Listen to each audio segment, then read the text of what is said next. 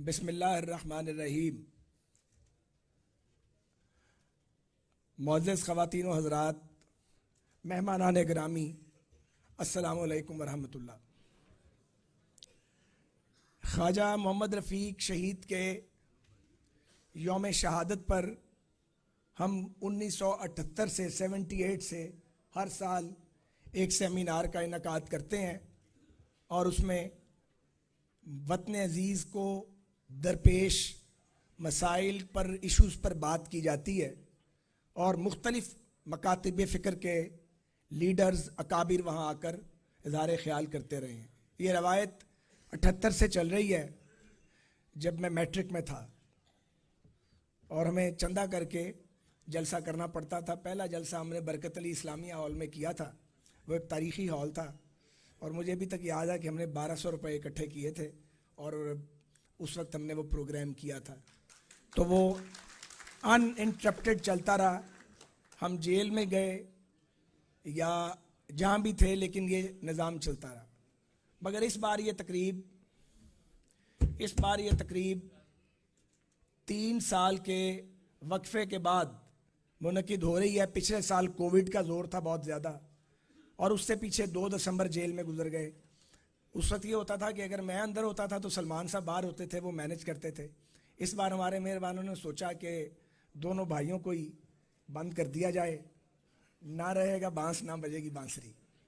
लेकिन बांसुरी तो फिर भी बजती रहती है, आपको पता है, हर दौर में ऐसा होता है। हमारी किस्मत में शायद हर दौर में जेल जाना लिखा है। मैं तकरीबन 13वीं 14वीं बार जेल यात्रा कर आया हूँ। जिस जेल में मुझे रखा गया था उसके सुपरडेंट की एज 38 साल थी और मैं 37 साल पहले पहली बार उस जेल में गया था। तो ये बदकिस्मती से पाकिस्तान में ये निज़ाम चलता है। हर आने वाला जाने वालों की मुलामत भी करता है, उनकी मुरम्मत भी करता है, सबक भी नहीं सीखता और फिर उसी चक्की में से पिस के गुजरता है सुरमे की तरह, जिसमें से उसने दूसरों को पीसा होता है। आज का मौजू बड़ा अहम है।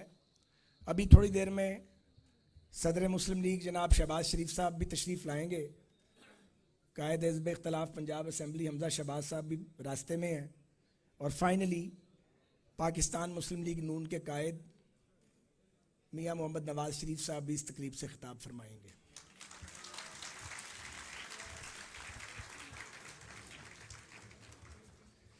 जब मैंने मियाँ नवाज़ शरीफ साहब को रिक्वेस्ट की कि आप खिताब फरमाएं, आरिफ साहब मेहरबानी करके खामोशी इख्तियार करें तो मैं बात कर सकूं, प्लीज़ खामोशी। जब मैंने मियाँ नवाज़ शरीफ साहब से दरख्वास्त की कि आप खिताब फरमाएं तो मियाँ साहब बड़ी लतीफ़ तबीयत के मालिक हैं। वो मुझे कहने लगे कि मैं तो खिताब कर दांगा खायद साहब, ये ना हो ताड़े ते अताब और तेज़ हो जाए। मैंने उन्हें कहा अताब तो ख़त्म ही नहीं हुआ, वो तो मुसलसल जारी है और ऐसा अताब है कि पहले भी अताब नाजिल होते रहे हैं कि ऐसा अताब इससे पहले ना देखा ना सुना। लेकिन कोई बात नहीं, जहाँ 3.5 साल गुजर गए हैं, बाकी भी चंद महीने गुजर ही जाएंगे। तो उन्होंने मेहरबानी की और उन्होंने कहा कि मैं ज़रूर बात करूँगा। तो तकरीब के इख्तिताम पे इंशाअल्लाह ताला उनका खिताब हम सुनेंगे और कोशिश करेंगे इस बार कोई लाइन ना काट सके। लाइनों पर भी हमने अपने लड़के लगाए हुए हैं। तो आज का मौजू इस हवाले से बहुत अहम है कि पाकिस्तान बहरानों में घिरा रहता है जब से ये बना है। बहरान है कि ख़त्म होने का नाम ही नहीं लेते। एक बहरान टलता नहीं है तो दूसरा बहरान जो है वो आ जाता है और ये कौम इन बहरानों का सामना करते करते करते बड़ी अजीमत के साथ, बड़ी हौसले के साथ यहाँ तक आ गई है। और हर वक्त ये लगता है कि मुल्क ख़तरे में है और वाकई ख़तरे वाली बात होती है। लेकिन अल्लाह ताला की करम नवाजी से बना हुआ ये मुल्क, औलिया कराम के फ़िज़ान से बना हुआ पाकिस्तान, अल्लाह ताला इसका निज़ाम चला रहा है। वरना इसको चलाने वालों ने इसको बर्बाद करने में कोई कसर नहीं छोड़ी। लेकिन मैं ये समझता हूँ और ये मेरी कंसिडर्ड ओपिनियन है कि ख़राबी की बुनियाद इस मुल्क में लगने वाले मार्शल लॉ हैं। इसमें किसी को कोई शक नहीं रहना चाहिए, क्योंकि जनरल अयूब खान डे 1 से बदनीयत थे और उनकी बदनीयती जो थी उसने पाकिस्तान की बुनियादों को सबसे पहले खोखला किया। اور پہلے پہلے جھوٹ بھی اس وقت بولے گئے جب خوشحالی کے سنہرے باغ دکھائے جا رہے تھے اور پاکستان کو امریکی قرضوں کی دلدل میں دھکیل دیا گیا تھا اور امریکہ کی ٹاؤٹی بھی سب سے پہلے ان کے دور میں شروع کی گئی تھی. انہی کے دور میں کلمہ حق کہنے والوں کی کردار کشی شروع ہوئی. انہی کے دور میں پولیٹیکل ایک کنگز پارٹی بنائی گئی. انہی کے دور میں وہ سازشیں ہوئی جنہوں نے بالآخر پاکستان کو توڑ دیا. اور یحییٰ خان ان کی ایکسٹینشن تھے. اور پاکستان ٹوٹنے کے بنیادی عوامل میں اس کی بنیاد رکھی گئی جس دن 56 کا آئین توڑ دیا گیا تھا. اور جس دن ایک فرد واحد نے کہا کہ جو میں کہہ رہا ہوں وہی آئین ہے، حالانکہ وہ آئین نہیں تھا، وہ ایوب خان کا بنایا ہوا چربہ آئین تھا. تو خرابی کی بنیاد اس ملک میں مارشل لاء نے رکھی ہے، مجھے یہ کہنے میں کوئی شک نہیں ہے. اور دوسری سچائی یہ ہے کہ یہ مارشل لاء سیاسی تلچھٹ کو جنم دیتے ہیں. ایسے لوگوں کو اسمبلیوں میں پہنچاتے ہیں، ایسے ایسے لوگوں کو حکومت میں لایا جاتا ہے جنہیں ملک چلانے کا کیا شہر چلانے کا کوئی تجربہ نہیں ہوتا. سیاسی جدوجہد کرنے والے لوگوں کو سائیڈ لائن کر دیا جاتا ہے اور جاگیرداروں اور سرمایہ داروں کی اولادوں کو اور ان کے نمائندوں کو مضبوط کیا جاتا ہے. اور جب وہ غلطیاں کر کے سیکھ جاتے ہیں تو اس کے بعد پھر ان کو بھی نکرے لگایا جاتا ہے. پھر کوئی جلا وطن ہوتا ہے، کسی کو پھانسی دی جاتی ہے اور کسی کو برسر عام قتل کر دیا جاتا ہے. یہ پاکستان کی بدقسمت تاریخ ہے. مجھے کہتے ہیں تو میں نہیں بولتا، لیکن میرے نہ بولنے سے فرق نہیں پڑے گا. تاریخ نہیں بدلے گی، تاریخ یہی رہے گی، سچائی بھی یہی رہے گی. اور دوسرا سچ یہ ہے کہ پاکستان میں سمجھتا ہوں کاغذوں میں آزاد ہوا تھا. آزادی پاکستان کے عام آدمی تک پہنچنے نہیں دی گئی. اور تیسری سچائی یہ ہے کہ اس ریاست میں جہاں آئین بھی موجود ہے، قوانین بھی موجود ہیں، پارلیمنٹ بھی بار بار معرض وجود میں آتی ہے، جنگل کا قانون اس میں نافذ ہے. اور ریاست کو جنگل بنایا گیا ہے. جب جب اس کو ٹھیک کرنے کی کوشش کی جاتی ہے، جو لوگ اسے ٹھیک کرنے کی کوشش کرتے ہیں وہ یا بھارتی ایجنٹ قرار پاتے ہیں، یا غدار قرار پاتے ہیں، یا شرپسند قرار پاتے ہیں، یا باغی قرار پاتے ہیں. اور پھر ان میں سے بعض لوگ پٹری سے اتر بھی جاتے ہیں اور وہ پٹری سے اتر کے ایسا نقصان پہنچاتے ہیں جو irreparable لاس ہوتا ہے، مگر پھر بھی سبق نہیں سیکھا گیا. اور یہ بھی سچ ہے کہ پاکستان میں نظریہ ضرورت اس کی بدرو اب بھی گھوم رہی ہے. جیسے ایوب خان کی بدرو ابھی تک دفن نہیں ہوئی، نظریہ ضرورت کی بدرو بھی دفن نہیں ہوئی. یہ بدروہیں جو ہیں انہوں نے پاکستان کا گھیراؤ کیا ہوا ہے. اور اس سے اگلا کڑوا سچ یہ ہے کہ پاکستان کی سیاسی جماعتیں جو اپنے آپ کو منظم نہیں کر سکیں اور شاہی سلطنتوں میں تبدیل کر دی گئی. یہ بڑا کڑوا سچ ہے. اور جب ہم یہ فیصلہ کرتے ہیں کہ ہم نے مارشل لاء کا مقابلہ کرنا ہے تو یہ بھول جاتے ہیں کہ اس کی کوئی تیاری ہم نے نہیں کی ہے اور ہم اس کا کبھی بندوبست نہیں کرتے. اور یہ بیماری پاکستان کی تمام سیاسی جماعتوں کو لاحق ہے کہ یہاں پہ ہم نام کی جمہوریت دیتے ہیں، عملی جمہوریت بھی جماعتوں کے اندر نہیں دیتے ہیں. تو میں یہ سمجھتا ہوں، بہت لمبی بات نہیں کرنی چاہیے، لیکن میں یہ سمجھتا ہوں کہ اگر ہم نے پاکستان کو ٹریک پہ ڈالنا ہے تو سب سے پہلے پاکستان کی پولیٹیکل پارٹیز کو اپنے آپ کو عام آدمی تک لے جانا پڑے گا. یہ ایک سوال ہے کہ لوگ کروڑوں ووٹ دیتے ہیں لیکن جب وقت آتا ہے تو لوگ باہر نہیں نکلتے. اور باہر نکل کے لوگ سیاسی جماعتوں کی کال پہ لاکھوں لوگ کیوں نہیں نکلتے؟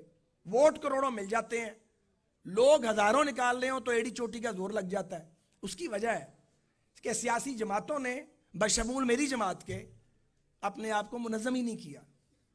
اگر آپ اپنے آپ کو منظم کریں، آپ لوگوں کے مسائل جو ہیں، عام آدمی کا مسئلہ، جو گلی کا مسئلہ ہے، گاؤں کا مسئلہ ہے، اس کے ساتھ اپنے آپ کو ریلیٹ کریں، اپنی قیادتوں کو تربیت دیں اور پک اینڈ چوز نہ کریں، تو پھر آپ دیکھیں اس ملک میں کبھی مارشل لاء نہیں آئے گا. اگر یہ معلوم ہو کہ 5 لاکھ 10 لاکھ آدمی 22 کروڑ کے ملک میں روڈ پہ آ سکتا ہے، کون مارشل لاء لگائے گا پاکستان میں؟ کون سا جج نظریہ ضرورت کے تحت فیصلہ دے گا؟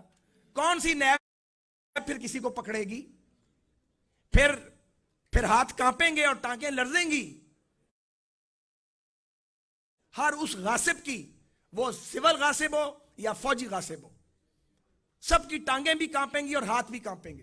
لیکن اگر لوگوں کو یہ پتا ہو کہ آپ کو پکڑ کے پابندے سلاسل کر دیا جائے گا ملک کے سب سے بڑے لیڈر کو, اور باہر 150 آدمی بیٹھا ہوگا, تو پھر اگلے تو پکڑیں گے آپ کو. یہ بڑا کھلا سچ ہے. مجھے اپنی جماعت میں یہ بات کرتے 30 سال ہو گئے ہیں, اب تو میں اتنی بات نہیں کرتا, کبھی کبھی کرتا ہوں.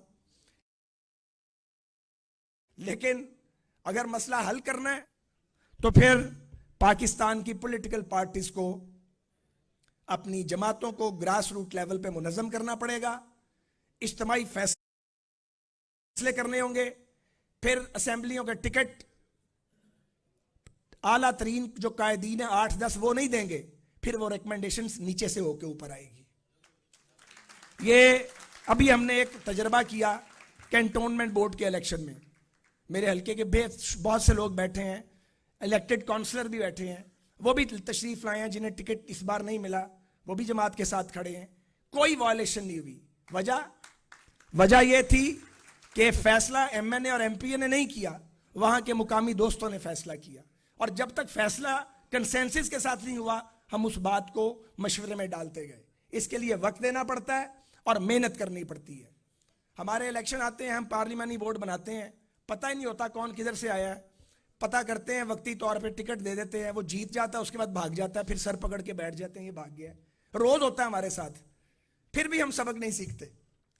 اب بھی میں سمجھتا ہوں, باقیوں کو تو میں مشورہ دے سکتا ہوں, مسلم لیگ نون کو اپنے پارلیمنٹری بورڈز کو آج ایکٹیویٹ کر دینا چاہیے. آج آپ اگر اپنے گیپ فل کر لیں اور موضوع امیدوار آج تلاش کر لیں تو عمران خان کی سیاست کا جنازہ نکلتا دیکھیں گے آپ. یہ میں آپ کو بتا رہا ہوں. مجھے عمران خان سے کوئی نفرت نہیں ہے, میرا بڑا تعلق رہا ہے ان کے ساتھ, کبھی بڑا اچھا تعلق رہا ہے 2002 سے 2007 تک. لیکن ان کو بھی سبق سیکھنا اس لیے ضروری ہے کہ وہ بھی ایک سیاسی حقیقت بن چکے ہیں, مگر مچھلی پتھر چاٹ کے ہی واپس آئے گی. مچھلی نے واپس آنا ہے. اور میں 4 سال سے یہ بات کہہ رہا ہوں کہ ہمارے ٹرک پہ ان کی کرسی بھی پڑی ہوئی ہے, ایک وقت آئے گا اسی کرسی پہ بیٹھیں گے. اگر پیپلز پارٹی اور مسلم لیگ جو دریا کے 2 پارٹ ہیں, ملتے بھی نہیں ہیں, جدا بھی نہیں ہوتے, الگ الگ سیاسی جماعتیں ہیں, اپنا اپنا فلسفہ ہے, لیکن جب اس ملک میں پولیٹیکل سٹرگل شروع ہوتی ہے تو ہمیں اکٹھے ہونا پڑتا ہے. یہ سیاسی برادری کو اکٹھے ہونا پڑتا ہے. عمران خان صاحب, آپ اس سیاسی برادری کے ممبر ہی نہیں بنے, آپ نے تو کسی سے ہاتھ ہی نہیں ملایا. آپ نے تو آج صبح ایک تعیناتی نیب لاہور میں کروائی ہے, بلیٹنٹ وائلیشن ہے رولز کی, بلیٹنٹ. ایک گریڈ 22 کے افسر کو اٹھایا ہے پورے پاکستان سے, رولز ریلیکس کیے ہیں اور ان کو پہلے ڈی جی نیب لگایا ہے اور آج ڈی جی لاہور پوسٹ کر دیا ہے تاکہ پی ایم ایل این کا جو باقی ابھی کوئی اگر سمجھتے ہیں رگڑا نہیں نکلا, وہ بھی رگڑا نکالا جائے. ایسے نہیں رگڑے نکلا کرتے, ایسے جیلوں میں ڈال کر آپ سمجھتے ہیں کہ لوگوں کو توڑ دیں گے. کوئی ایک آدمی ٹوٹا ہے؟ کوئی نہیں ٹوٹتا. تکلیف پہنچاتے ہیں, اس کا پھر جواب بھی تکلیف میں ملتا ہے. اس کا نقصان ہی ہوتا ہے کہ پولیٹیکل جو ایک ایٹماسفیئر ہے وہ پلیوٹ ہو جاتا ہے, آلودگی پیدا ہو جاتی ہے اس کے اندر. تو میں نے کافی دیر آپ سے بات کی ہے, ہمارے باقی بھی قائدین نے بات کرنی ہے. میں اپنی بات کو یہاں سم اپ کرنا چاہتا ہوں کہ عدلیہ ہو یا اسٹیبلشمنٹ ہو, پاکستان کی سیاسی جماعتوں کی اعلیٰ ترین قیادت ہو یا میڈیا سے ریلیٹڈ اعلیٰ ترین جو میڈیا کے دماغ ہیں, سب کو سوچنا پڑے گا کہ کیا ہم نے اس ریاست کو ایک وائبل ریاست کے طور پہ آگے بڑھانا ہے, کیا ایک دوسرے کے چہرے داغدار کر کے, ایک دوسرے سے بدلے لے کے ہم اس ملک کو آگے لے کے جا سکتے ہیں. کیا 22 کروڑ پاکستانی اس زندگی کے حقدار ہیں جو انہیں دی گئی ہے؟ غربت بڑھ رہی ہے, بے روزگاری آسمان پہ پہنچ گئی ہے, آپس کی لڑائی ختم ہونے میں نہیں آتی. یہ حکومت اچھی ہے, اب یہ اچھی نہیں ہے, اب اس کو گرا دو, اب اس کو لے آؤ. یہ ٹوٹکوں سے اور ٹوٹوں سے حکومت نہیں چلنی. کچے پنکچر لگا کے بھی یہ ملک نہیں چلنا. حکومت چل سکتی ہے, ملک نہیں چل سکتا. ریاست کو خطرات لاحق ہیں, ریاست کو پاکستان کے اندر سے خطرات لاحق ہیں. ان خطرات کا ادراک کیا جائے, گروہی مفادات سے اوپر اٹھ کے سوچا جائے. وہ سیاستدان ہوں, وہ عدلیہ سے ریلیٹڈ لوگ ہوں, سول سرونٹس ہوں یا ملٹری بیوروکریسی ہو, ہمیں سوچنا پڑے گا. یہ ملک رہے گا تو ہم سب سروائیو کریں گے. ہم ملک کی سالمیت سے نہ کھیلیں. اور پاکستان 4 فیڈریٹنگ یونٹس پر مشتمل ہے. اس حقیقت کو فراموش نہ کیا جائے, اس حقیقت کو بھی فراموش نہ کیا جائے کہ پنجاب ہمیشہ سویا نہیں رہے گا. اگر پنجاب جاگ گیا اور پوری طرح جاگ گیا تو میں آپ کی خدمت میں عرض کرنا چاہتا ہوں, جو آج ریلیونٹ ہیں وہ irrelevant ہو جائیں گے, چاہے وہ حکمران ہیں, چاہے اپوزیشن میں ہیں, چاہے مقتدر طبقات ہیں. جتھوں کی سرپرستی بند کی جائے. یہ سبق نہ دیا جائے کہ جو جتھا بنائے گا, جو گھیراؤ کرے گا, اس کے آگے ریاست سر تسلیم خم کرے گی. اس کا مطلب یہ ہے کہ سیاسی کام بند کیا جائے اور جتھے بنائے جائیں. 2-2 ہزار کا جتھا, 10-10 ہزار کا جتھا کوئی ناممکن کام نہیں ہے. یہ زیادہ مشکل کام ہے جو ہم کرتے ہیں. تو پاکستان کو آئین کے راستے پہ چلنے دیا جائے, پاکستان کو قانون کے راستے پہ چلنے دیا جائے. اب بھی وقت ہے ہم مل کر آئین کے دائرے میں رہتے ہوئے, قانون کے دائرے میں رہتے ہوئے جد و جہد کر کے اس ملک کو بچا بھی سکتے ہیں, محفوظ بھی کر سکتے ہیں اور آنے والی نسلوں کو ایک چمکتا دمکتا پاکستان دے سکتے ہیں. اور ہمیں یہ بھی سوچنا چاہیے کہ ہم سب نے مرنا ہے, اور اس عمر میں تو ویسے ہی قبر زیادہ یاد آنے لگتی ہے. ہم سب کو اپنی قبر بھی یاد رکھنی چاہیے. اگر ہم ایسا کر سکیں اور اپنی ذات, اپنی جماعتوں, اپنے گروہوں اور اپنے اداروں کے خول سے اوپر اٹھ کے پہلے پاکستانی بن کے سوچیں اور نفرت کے رشتے قائم نہ کریں, تو مجھے یقین ہے کہ وطن عزیز پاکستان کو, اس مملکت خداداد کو بحرانوں سے نکالا جا سکتا ہے.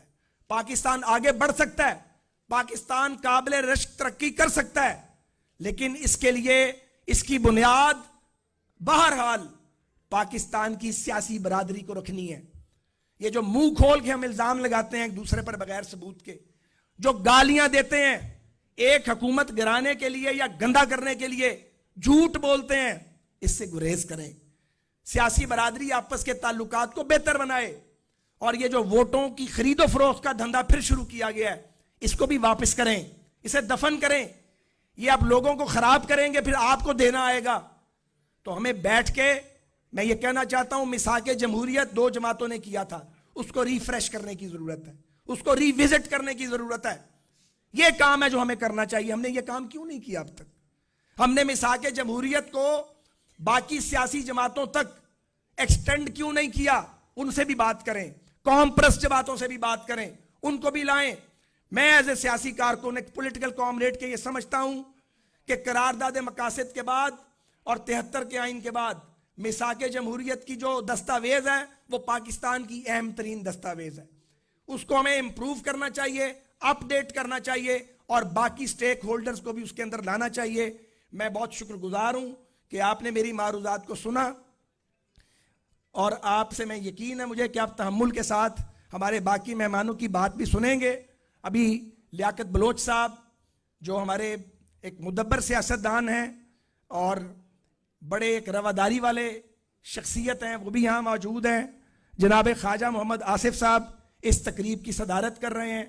بڑے باپ کے بیٹے ہیں, خواجہ صفدر صاحب کے صاحبزادے ہیں, اپنی سیاسی جد و جہد اپنی جگہ.